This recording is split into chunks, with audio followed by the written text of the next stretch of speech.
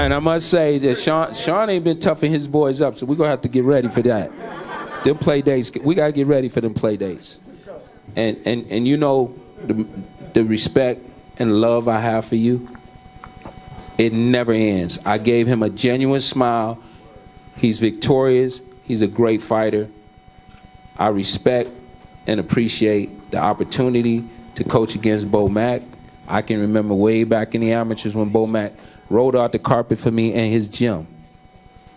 You know, I was looking at a picture just yesterday of you and Shawn when y'all was about 15 years old. Nobody knew back then that this would happen except God. And this was God's plan. Julie Goldstecker, go way back with us. I appreciate you. Thank you. Thank you, Terence.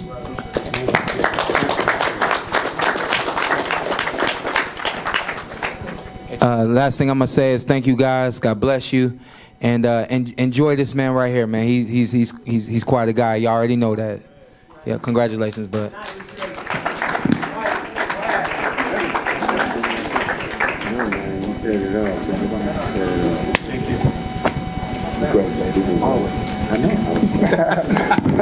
didn't expect you to say that. Okay, how about excellent and wonderful too? I'm gonna try. Hey, Terence. Congratulations, right down in front here. Do you think this was your best performance?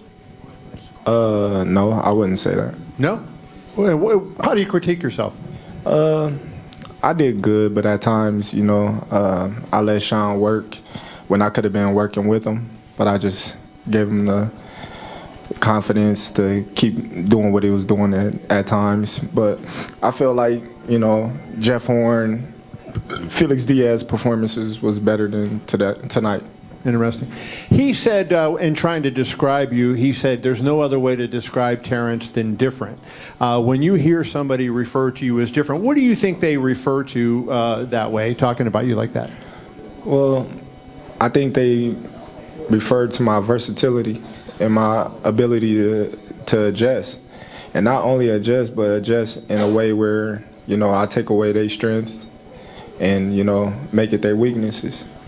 And my last question for you, you know, obviously you're becoming a free agent. Bob said if you know, he would talk to you about individual fights. He mentioned Spence, he mentioned Josh Taylor. Is there any individual fight out there that appeals to you more than others? And secondly, when do you make the decision? How do you kind of go through it and come up with your decision?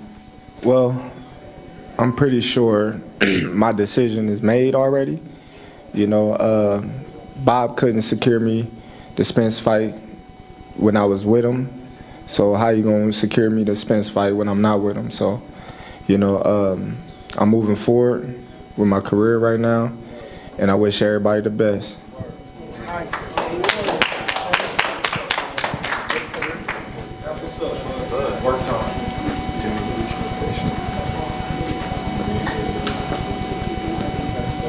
Hey, Terence, straight back. Congratulations on your victory. My question for you is, I know you were informed that Spence was here. They showed him up on the screen. You know, he didn't stop Shawn Porter the way you did. His other losses against top guys, Kell Brook and Thurman, were also close decisions. Can you tell me about your thoughts about not only being the winner of the fight, but doing it in a manner in which those other guys that were at the top of the division did not do? You did it in a very spectacular way.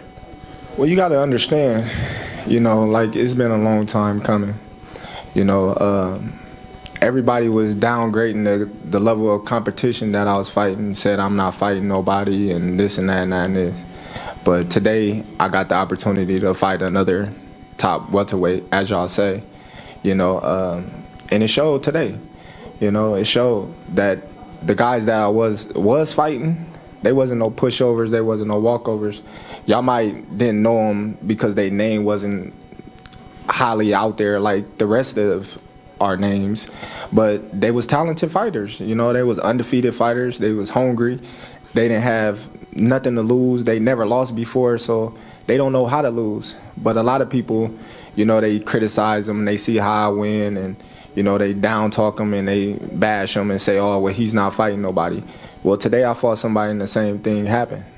But how did you feel that you were the guy that knocked him out and those guys couldn't? Well, it's the same, you know what I mean, with anybody else. You know, I was beating undefeated fighters. I was the first person to stop them and, you know, make them look the way they did, and they never looked it the same after, you know, and people will call them washed up and say, oh, well, they not this, they not that. But have you seen anybody do Kell Brook the way that I did? And lastly, it was close on the scorecards. At one point, I believe, on 2 of the cards, you were ahead on all 3. In your mind, I felt like it was a close fight. I think a lot of guys at ringside did. How did you feel it was in the ring? How close did you think it was? I didn't think it was close at all, to tell you the truth. I was out there, you know, doing what I wanted to do, you know, and once I got the look that it was close, I had to turn it up in that round, and that's when I got the stoppage. Now, Terence, James Weller, Boxing Source. Talk about that adjustment to go southpaw pretty much in the second and third round and catching Shawn Porter with those counters. Well, Shawn Porter, he was just trying to land that overhand right, and I seen that I can catch him in between that shot, and the southpaw stance would be the best shot to catch him with. Terence, after a while where you were, you know, done with the Spence fight, but from what you said to Bob and just now, it sounds like you might want that fight once more. Do you want that fight still? And if it takes having to go to PBC, will you do that? Man, like I said before, man, I don't need Spence. You know, I've been the #1 guy in the division since I came here. You know, 3-time, you know, 3-weight world champion, you know what I mean? Like, undisputed world champion. You know, come in the welterweight division, my first fight, and win a title.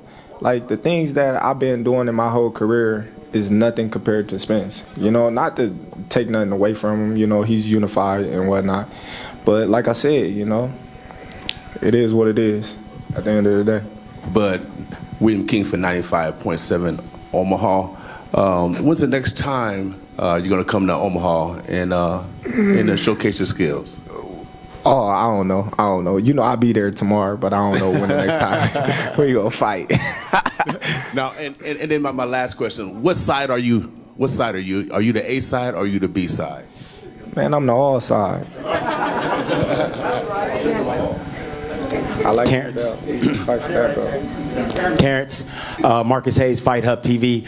Terence, I'd like to ask you. You landed a lot of thudding punches on Porter early in the fight. Was there any time in particular where you hit him and you said, "Look, I got him. It's almost over"? What was the turning point for you? No, I didn't get to hit him like I wanted to in them early rounds. I believe I was grazing him a little bit. You know, I caught him with some good body shots that I know he felt.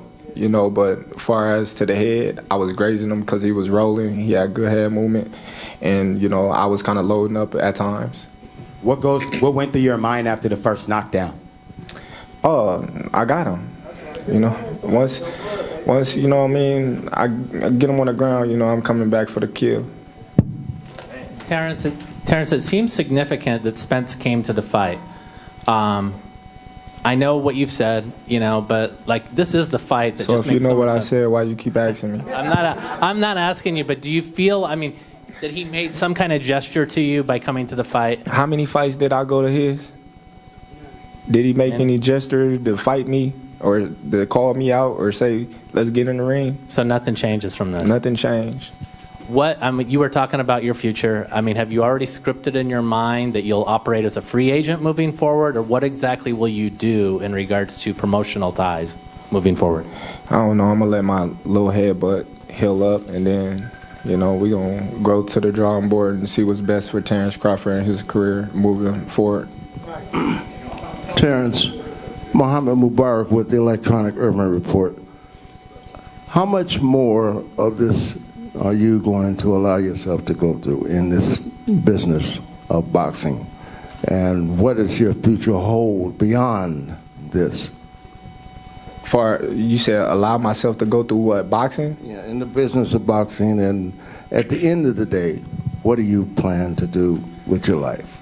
I don't know. You know, what my plans to do is to take care of my 6 kids. You know, that's my ultimate plan, and, you know, build a bright future for them, you know, and give them something to look up to as, you know, their father. You know, so that's my ultimate plan. So everything I do is for them at the end of the day. Hey, Terence, right here in the middle. Congratulations on the win. Earlier this week, you was pretty much tipping your cap to Canelo. You know, giving him praise, saying that he earned the #1 pound-for-pound spot. Do you feel like you definitively shut the door? You don't want to see any more Canelo at the top, only you? Canelo's a great talent. You got to put him up there at the top. Like I said, you know, my performance today would determine whether you put me #1 or #2, you know, and that's not for me to decide, you know, it's all opinionated. So, you know, y'all make y'all opinion, y'all assumptions, and y'all do what y'all do. And y'all vote on it, and y'all tell me who's #1 and who's #2. Thank you, guys. Terence, if you want to have one last statement before you go, the floor is yours.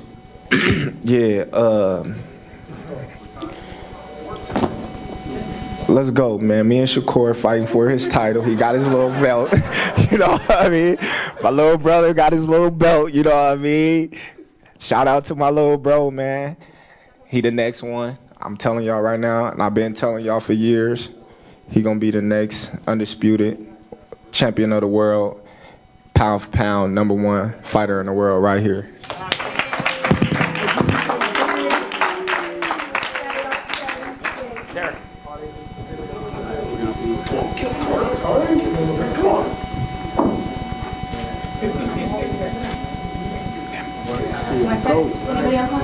The next up. What weights are going down? What's the cash? 145.